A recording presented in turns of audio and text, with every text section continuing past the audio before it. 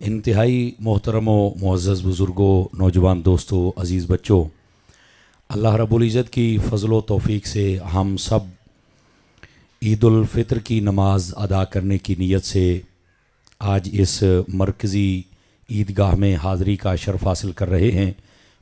मेरी दुआ है इस इज्तिमाई ईद उल फ़ितर में जितने भी अहबाब तशरीफ़ लाए हैं, खल्लाक़ आलम सब की हाज़रियाँ अपनी मुक़द्दस बारगाह में कबूल व मंजूर फरमाए। आज का दिन यकीनन ये बड़ी सआदत का दिन है और बड़ी बरकत का दिन है। हदीस मुबारक में है, नबी रहमत शफ़ी उम्मत सल्लल्लाहु अलैहि वसल्लम आपने इरशाद फरमाया कि जब ये ईद की रात आती है तो इस रात में जो बंदा जागता है, अल्लाह ताला उसके दिल को कभी नहीं मरने देता। उस दिन बिलखुसूस जिस दिन सब के दिल मर जाएंगे, यानी क़यामत वाले दिन। हज़रत इब्ने अब्बास रदी अल्लाह ताला अन्हु आप फरमाते हैं कि ये जो ईद का दिन है ये बड़ा मुअज़्ज़ज़ और मुतबर्रक दिन है, इस एतबार से कि अल्लाह रब्बुल इज़्ज़त अपने मासूम फ़रिश्तों से फरमाता है कि तुम निकल जाओ उम्मत मुहम्मदिया के पास और हर रास्ते और हर चौराहे और हर सड़क के किनारे खड़े हो जाओ और जो भी वहाँ से गुज़रने वाला हो उसको मेरी तरफ से ये ऐलान सुनाए दिया जाए कि आज तुम अपने रब की बारगाह की तरफ लौटो, जो सबसे ज़्यादा मेहरबानी फरमाने वाला है और जो सबसे ज़्यादा बढ़कर रहमत व शफ़क़त और गुनाहों को मुआफ़ फरमाने वाला है। और उसके बाद फरमाया, हज़रत इब्ने अब्बास रदी अल्लाह तआला अन्हु आप फरमाते हैं, अल्लाह रब्बुल इज़्ज़त इरशाद फरमाता है कि ऐ मेरे बंदो, है कोई आज जो मुझसे अपनी आखिरत की खैर और भलाई तलब करे और मैं उसे अता कर दूं, और है कोई आज जो मुझसे अपनी दुनिया के लिए रहमत और खैर तलब करे और मैं उसे भी अता कर दूं। और फरमाया कि जब ये खल्लाक़ आलम ख़ुद ऐलान फरमाता है तो उसके बाद अल्लाह रब्बुल इज़्ज़त इरशाद फरमाता है, ऐ मेरे बंदो, मुझे मेरी इज़्ज़त व जलाल की कसम, अगर तुम हद से नहीं बढ़ोगे तो मैं तुम्हें कभी रुसवा नहीं होने दूंगा। और अल्लाह फरमाता है, मुझे मेरी इज़्ज़त व जलाल की कसम, अगर तुम अपनी हद में रहोगे तो मैं तुम पर अपनी रहमत नाजिल फरमाऊंगा। और उसके बाद अल्लाह रब्बुल इज़्ज़त फरमाता है, जितने लोग ईद की नमाज पढ़ के वापस लौटते हैं तो अल्लाह रब्बुल इज़्ज़त खुद इरशाद फरमाता है, ऐ मेरे बंदो, रमज़ान शरीफ के पूरे मुबारक महीने में तुमने इबादत करके और रमज़ान के रोज़े रख के मुझे राज़ी कर दिया है। मेरा ऐलान यह है कि आज ईद के दिन मैं तुम सब से राज़ी हो गया हूँ। और अल्लाह फरमाता है, यहाँ से तुम मग़फ़िरत याफ्ता अपने घरों को लौट जाओ। तो इस हदीस के तहत उलमा फरमाते हैं कि ये दिन यकीनन बड़ी सआदत और बड़ी बरकत का दिन है। बल्कि एक और हदीस शरीफ में है, नबी पाक सल्लल्लाहु अलैहि वसल्लम आप इरशाद फरमाते हैं कि जब ईद का दिन चढ़ता है तो सुबह सवेरे शैतान रोना शुरू कर देता है। तो उसके सारे शतुंगड़े उसके पास आके जमा हो जाते हैं और आके कहते हैं कि तू हमारा सरदार है और हमारा आका है और आज के दिन तू इतना क्यों रो रहा है। तो वो कहता है कि बर्बादी है हमारी मेहनत के लिए। वो कैसे? वो कहता है, इसलिए कि आज का जो ईद उल फितर का दिन है, इस दिन अल्लाह ने अपने महबूबे पाक अलैहिस्सलाम की सारी उम्मत की बख्शिश व मग़फ़िरत फरमा दी है। तो वो शतुंगड़े कहते हैं कि अब तू जो रो रहा है तो इसका कोई हल भी है तेरे पास? तो वो सारे शैतानों को वो बड़ा शैतान कहता है, हाँ मेरे पास एक हल है। उनका क्या है? वो कहता है कि तुम इन्हें ख्वाहिशात नफ्स में और गुनाहों में और दुनिया तलबी के अंदर मसरूफ कर दो ताकि इनको आने वाली जिंदगी के अंदर हम घेर सकें और ये जो बरकत और रहमत इनको मिली है हम इनसे छीन सकें।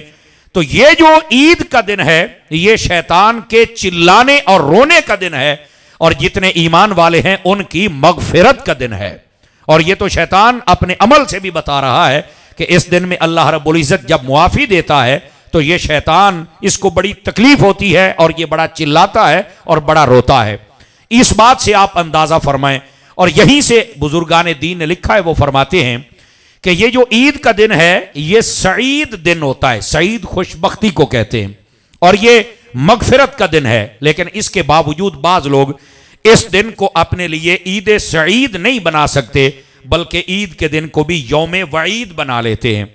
और ये हज़रत फ़ारूक आज़म रदी अल्लाह ताला अन्हु आपने भी इस बात को वाज़ेह किया।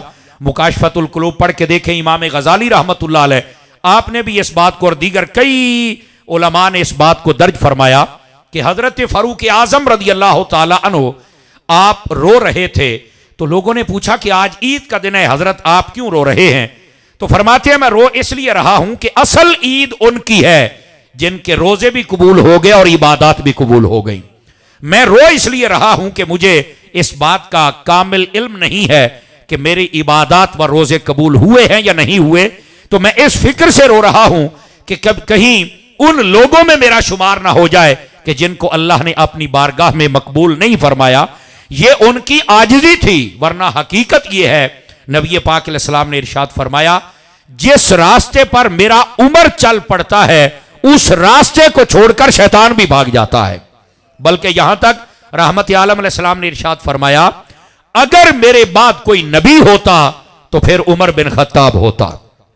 बल्कि एक रिवायत में यहां तक है, रहमत आलम सल्लल्लाहु अलैहि वसल्लम आपने इरशाद फरमाया, अव्वलु मन याखुज़ु बियदिही फयुदखिलुल जन्ना व अव्वलु मन युसल्लिमु अलैहि व हुवा उमर। फरमाया क़यामत वाले दिन जिस पर अल्लाह ताला सबसे पहले अपनी शयान शान सलाम भेजेगा, फरमाया वो भी हजरत उमर बिन खत्ताब की जात है। और अल्लाह ताला अपनी शयान शान जिसका हाथ पकड़कर जन्नत में खुद दाखिल करेगा उसका नाम भी हजरत उमर बिन खत्ताब रदी अल्लाह ताला अन्हु। यानी इतना बुलंद मकाम है हजरत फारूक आजम रदी अल्लाह ताला अन्हु का। इसके बावजूद आप ईद वाले दिन अल्लाह के खौफ से रो रहे हैं कि मुझे नहीं मालूम कि मेरी इबादत कबूल हुई या नहीं हुई।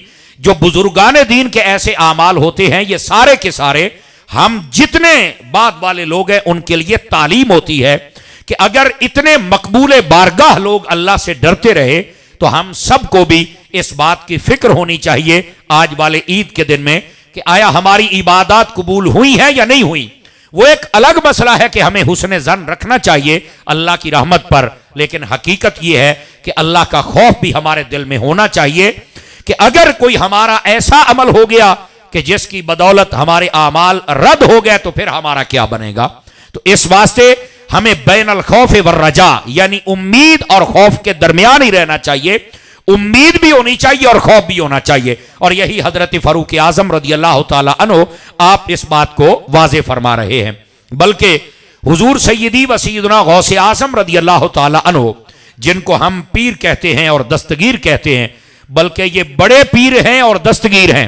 हजरत सैयदना शेख अब्दुल कादिर जीलानी रदी अल्लाह ताला अन्हु, आप ईद का दिन है और आप रो रहे हैं। तो लोगों ने आके पूछा, हजरत आज ईद का दिन है तो आप आज के दिन में क्यों रो रहे हैं?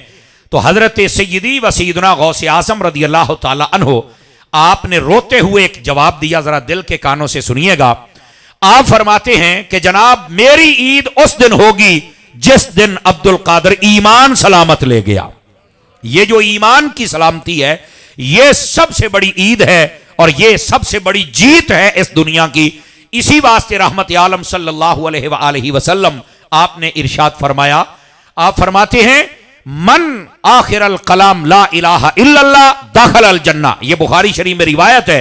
फरमाया जिस बंदे का आखिरी कलाम यानी उसकी सांसें निकल रही हूं और उसकी जुबान पर कलेमा तैयबा जारी हो जाए, मेरे हबीब पाक अलैहिस्सलाम फरमाते हैं वो बंदा मरने के बाद सीधा जन्नत में दाखिल हो जाएगा। इसी वास्ते रहमत आलम अलैहिस्सलाम ने फरमाया इन्नमल अमालु बिल खवातीम, फरमाया कि जो आमाल होते हैं उनका दारोमदार खात्मे पर होता है। जैसे नबी पाक ने यह फरमाया इन्नमल अमालु बिन्नियात, कि जो आमाल होते हैं उनका दारोमदार नीयत पर होता है। इसी तरह आमाल का दारोमदार खात्मे पर भी होता है। यह आपने बुजुर्गों से सुना होगा कि आखिरी वक्त में जो बंदा इबादत में मसरूफ हो जाए और नेकियों की तरफ रागिब हो जाए ना, तो हमारे एक मिसाल मशहूर है ना कि आखिरी वेड़ा चंगा आया है। ये हमारे यहाँ एक कहते हैं अखीर शाला चंगी होवे, ये आप सुनते रहते हैं। और सियाने ये भी कहते हैं कि जो बंदा इबादत की जानिब रागिब हो जाए ना और पहले उसकी जिंदगी अगरचे गफलतों में गुजरी हो और फिर भी वो इबादत की जानिब आ जाए तो कहते हैं डुल्ले बेरा दा कुछ नहीं गया यार, हुण भी सीधा हो गया तो खैर है। अल्लाह रब्बुल इज्जत और सवेर दा भुलिया शामी घर आ जावे तो उसको भूला हुआ नहीं कहते। ये सारी मिसालें ये इसलिए दी जाती है कि बंदे को रगबत इख्तियार करनी चाहिए अपने रब की बारगाह में। और जब भी वो अपने रब की बारगाह में लौट के आता है तो रब की रहमत उसका इस्तिकबाल फरमाती है। यह भी एक हकीकत है कि जो जवानी के अंदर अल्लाह की बारगाह में लौट के आता है, अल्लाह रब्बुल इज्जत क़यामत वाले दिन उसको अपने अर्श का साया अता फरमाएगा। हदीस शरीफ में 7 बंदे हैं जिनको क़यामत वाले दिन अर्श का साया मिलेगा। पहला है हाकिम आदिल, जो अदल करने वाला हुक्मरान होगा। और दूसरा फरमाया कि वो बंदा जिसका दिल मस्जिद के साथ लग जाता है, एक नमाज पढ़ के आए तो फिर इंतजार में होता है कि कब मुझे मौका मिले और मैं दोबारा फिर मस्जिद में चला जाऊं, ये दूसरा बंदा। और तीसरा बंदा फरमाया वो होता है जो जवानी में तौबा कर लेता है और अपने रब की इबादत करता है, अल्लाह उसको भी क़यामत वाले दिन अपने अर्श का साया अता फरमाता है। और चौथा बंदा, ये भी हम सबको सुनना चाहिए, वो बंदा फरमाया कि जिसको कोई औरत गुनाह की दावत दे और वो ये कहकर लौटा दे और टाल दे और उसको दूर कर दे और दफा कर दे कि मैं ये मुंह काला नहीं कर सकता चूंकि अल्लाह की नाराजगी का ये सबब है, तो फरमाया जो बंदा ये कहता है अल्लाह तबारक व तआला उस बंदे को भी क़यामत वाले दिन अपने अर्श का साया अता फरमा देता है। तो इस वास्ते ये हमारे जितने नौजवान हजरात है बिलखुसूस इन सबको अपनी जवानियों को संभाल के रखना चाहिए। उलमा फरमाते ये जवानी अल्लाह ने जो दी है ये किसी की अमानत है, ये उस तक सही तरीके से अमानत पहुंचानी चाहिए। और ये जो बंदा अपनी जवानी को संभाल लेता है उसकी कब्र की मनाजिल भी आसान हो जाती हैं और हश्र की मनाजिल भी आसान हो जाती हैं। तो अर्ज खिदमत ये है, ये जो इबादत होती हैं, इन इबादत में अगर बंदा जवानी में करे तो ये बहुत बड़ी सआदत है। लेकिन गौर से सुनिएगा, अगर कोई बंदा बुढ़ापे की हालत में भी इस इबादत की जानिब लौट आए तो उस पर भी तानो तशनी करने की इजाजत नहीं है। कल सारी जिंदगी तो कुछ करता रहा तो हुण आ गया मसीते ते हुण चुक लिया तस्बीहां, आप ये नहीं कह सकते। सियाने कहते हैं कि पहाड़ जब खोदा जाए ना तो इब्तदा में मिट्टी निकलती है, फिर कहीं आगे चल के सोना निकलता है। अगर आखिर में चल के भी सोना निकल आया तो मिट्टी दे तबसरे ना कर। बात समझ आ रही है? इंसान जब भी अपने रब की बारगाह में आ जाए तो उसको एप्रिशिएट करना चाहिए, शाबाश देनी चाहिए। और यही वजह है हमारे बुजुर्गों ने लिखा है कि ये जो मस्जिद में पक्के नमाजी होते हैं ना, बस औकात ये आने वाले नए बच्चों को झिड़क देते हैं और सख्ती अपनी तबीयत में रखते हैं और कहते हैं ओए तू किधर आ गया मसीते, तेरा तो प्यो कभी नहीं आया। भाई यार जो प्यो नहीं आया तो पुत्र तो खलो लैन देना। ये बस औकात हमारे कई लोगों की आदत होती है कि वो आने वाले बच्चे को झाड़ देते हैं या आने वाले नमाजी को झाड़ देते हैं कि तेरा की काम में मसीते। भाईजान हो सकता है वो आज आया और आज ही मकबूल हो जाए, कोई हाजत नहीं है किसी को ये कहने की, और इस बात की इजाजत हमारा इस्लाम भी नहीं देता है। तो अर्ज़ खिदमत ये है, ये जो ईद का दिन होता है इसको गुजारना ही ऐसे चाहिए जैसे हमारे बुजुर्गों ने गुजारा, और इसके बारे में लम्हा फिक्रिया हमारे पास होना चाहिए जैसा हुजूर गौसे पाक रदी अल्लाह तआला आपके फरमान से और सैयदना फारूक आज़म रदी अल्लाह तआला आपके फरमान अक़दस से ये बात वाज़ेह है। गिरामी कदर हजरात, ये तो थी आपकी तरबियत की बातें। अब जो मैंने कुरान की आयत तिलावत की है जरा उसका भी सहारा लेकर बात आपकी खिदमत में अर्ज करूं। अल्लाह रब्बुल इज्जत ने फरमाया कद अफलह मन तज़क्का, फरमाया कामयाब हो गया जिसने अच्छाई की, ये तज़किया पाकी, जिसका दिल भी पाक हो, दिमाग भी पाक हो, आमाल भी पाक हो, जबान भी पाक हो और किरदार भी सुथरा हो, तो फरमाया वो बंदा कामयाब हो गया है। आप तवज्जो मेरी तरफ फरमा सकते हैं, आने वाले मेहमान तो ईदगाह में आते रहेंगे, तो अगर आप थोड़ा मुझे तवज्जो दे दें तो मैं सबक सुनाने में आसानी महसूस करूंगा, और सुभान अल्लाह भी फरमा दीजिए मोहब्बत के साथ। गिरामी कदर हजरात, अर्ज़ खिदमत यह है, फरमाया कद अफलह मन तज़क्का, कामयाब हो गया वो बंदा जिसने नेकी, भलाई, पाकीज़गी और तहारत को इख्तियार किया। वज़करा अस्म रब्बिही फसल्ला, और फरमाया कि वो बंदा भी कामयाब हो गया जो अल्लाह के नाम के साथ अल्लाह का जिक्र करता रहा और फिर वो नमाज भी पढ़ता रहा। जिक्र अलग है, नमाज अलग है।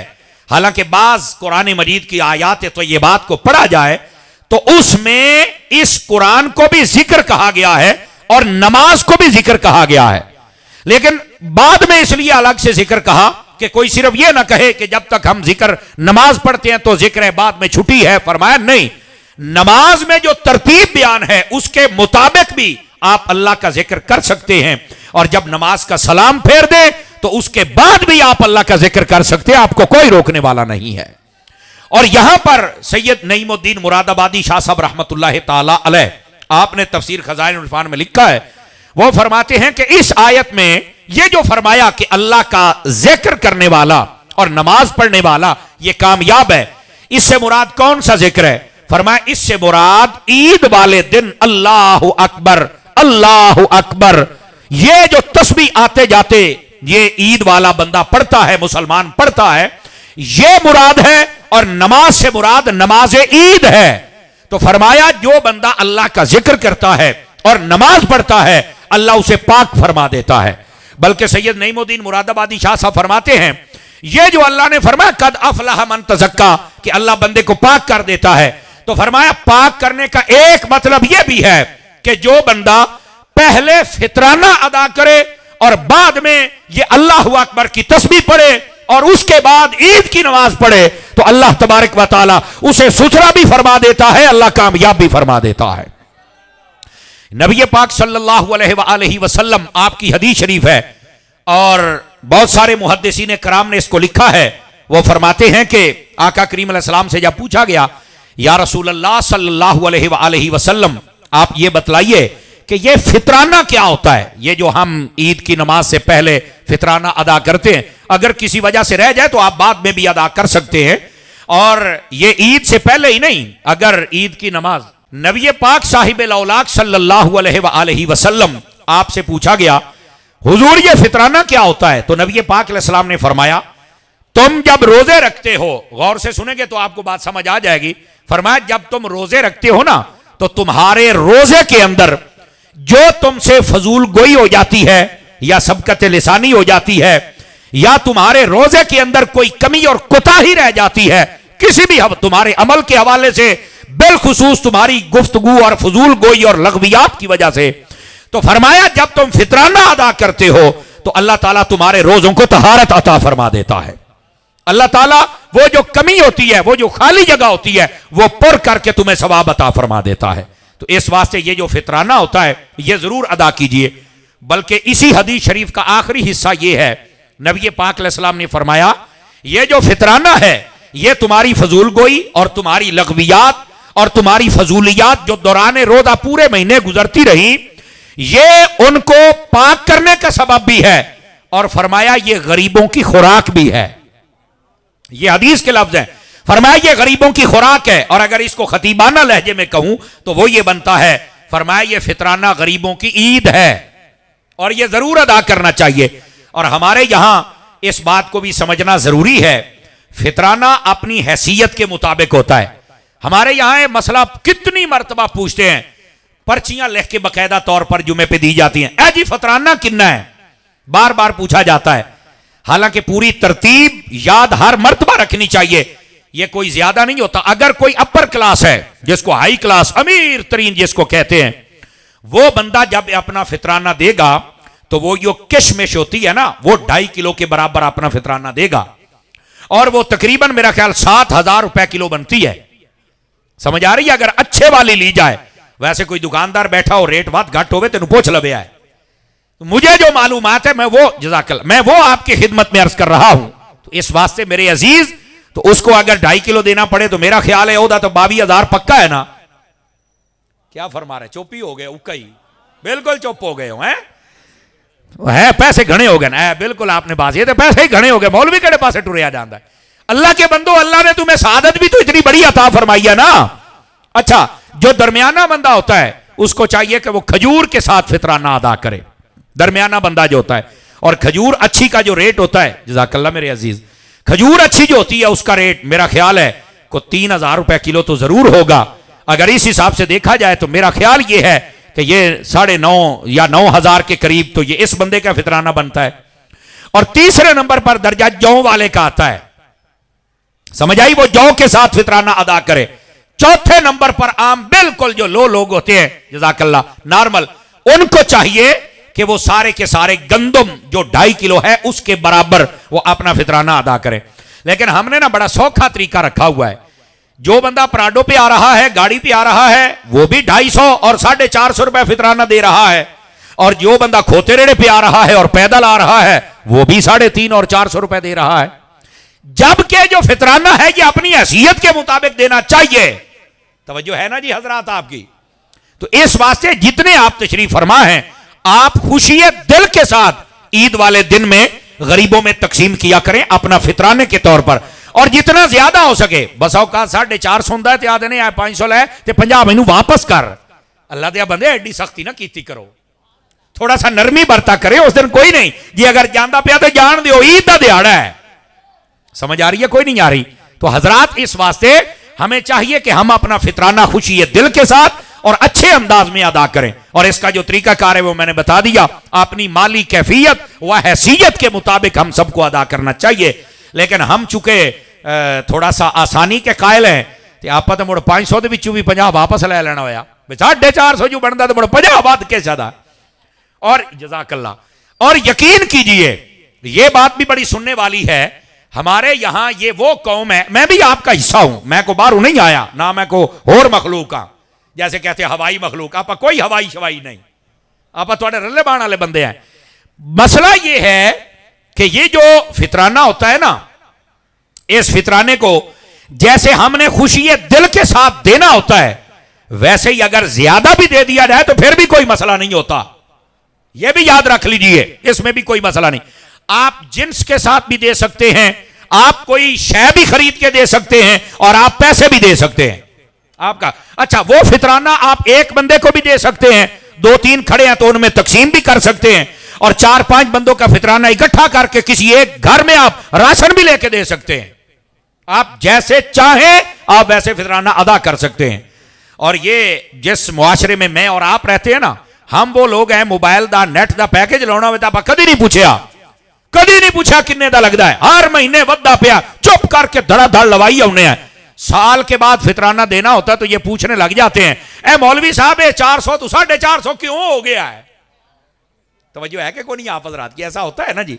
अल्लाह दिया बंदिया, सारा कुछ हम अपने लिए कर रहे हैं, महाना पैकेज लग रहे हैं, सब कुछ हो रहा है, कोई पूछने वाला नहीं है। लेकिन जब अल्लाह की राह में देना है तो उस वक्त हम इतने सवालात करते हैं। नहीं, ऐसा नहीं होना चाहिए। अल्लाह की राह में हमें खुशी दिल के साथ देना चाहिए। अब आ जाइए जरा आखिर में आपकी खिदमत में बात और गुजारिशात अर्ज करूं। तवज्जो है ना जी हजरात आपकी? अब ये बात है समझने वाली, और ये हर मर्तबा मैं ईद के इज्तिमा में मैं अपना फरीजा समझता हूं। मैं जरूर आपकी खिदमत में रिक्वेस्ट करता हूं, जितने हमारे नौजवान हजरात हैं, और वैसे तो बाकी सबको भी एहतियात करनी चाहिए, जैसे मैंने पहले अर्ज किया कि ईद का दिन है, इसको यौम ईद ही रहें। आप इसको एक तो गुनाहों में और गफलतों में गुजार कर यौम वईद ना बनाएं, और दूसरा ये है हमारे जितने नौजवान हजरात हैं बसा औकात अपनी चालाकियों की वजह से और वाहयातियों की वजह से ये अपने माँ बाप की ईद भी खराब करते हैं और अपने अजीजों की ईद भी खराब करते हैं। कभी मोटरसाइकिल भगाते हुए इधर जा रहे हैं, कभी इधर जा रहे हैं, ब्रेक मार दे कोई नहीं तो फिर सीधा रक्शे दे विच या रेड़े दे विच या कान दे विच ते सीधा जनाब हस्पताल। अल्लाह के बंदे आप थोड़ा मेहरबानी फरमाएं, जज़ाकल्लाह, आप थोड़ा मेहरबानी फरमाएं। आपको ऐसा नहीं करना चाहिए। आप जितने नौजवान हजरात है, कईयां ने रात दे सलंसर कढ़ाए हुए उन्होंने भी सवेरे ईद आ गई है तब है काम करना है। भाईजान ईद इस चीज का नाम नहीं है। हजरत जज़ाकल्लाह मेरे बेटे, ये जो ईद है ना, हजरत फारूक आज़म रज़ी अल्लाह ताला अन्हो आप तशरीफ फरमा थे, तो आपने ना अपने जब बेटे को देखा तो आप रोने लग पड़े। तो आपका बेटा आपके पास आया और आके कहता है, अब्बा जी आप क्यों रो रहे हैं? ये हजरत फारूक आज़म रज़ी अल्लाह ताला आपका बेटा आपकी खिदमत में गुजारिश पेश कर रहा है। तो आपने कहा, बेटे मैं रो इसलिए रहा हूं कि तुझे मैं कपड़े नए लेके नहीं दे सका। आज तो हमारी जो ठाठ बाट है वो देखने वाली है ना, ये भी उन्हीं का करम है, उन्हीं का सदका है कि हम ये इतने मौज में हैं।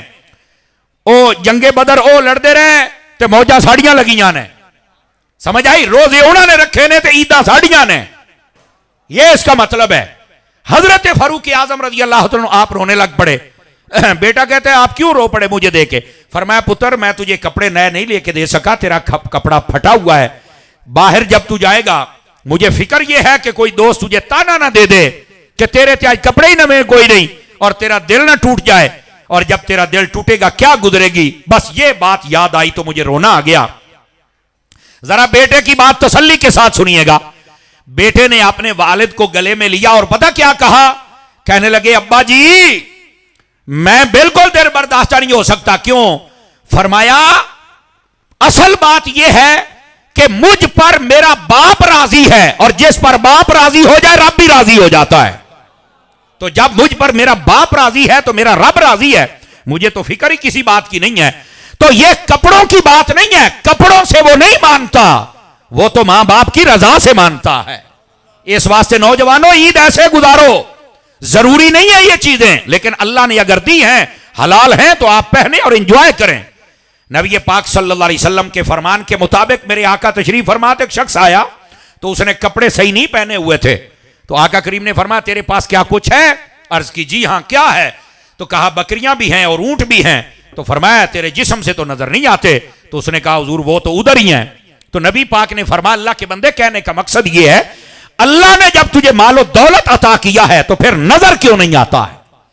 अल्लाह ने अगर हलाल माल दिया है तो अपने जिस्म पर अल्लाह की रजा की नियत से उसका इजहार करना, इससे भी अल्लाह भी खुश होता है और अल्लाह के रसूल भी खुश होते हैं।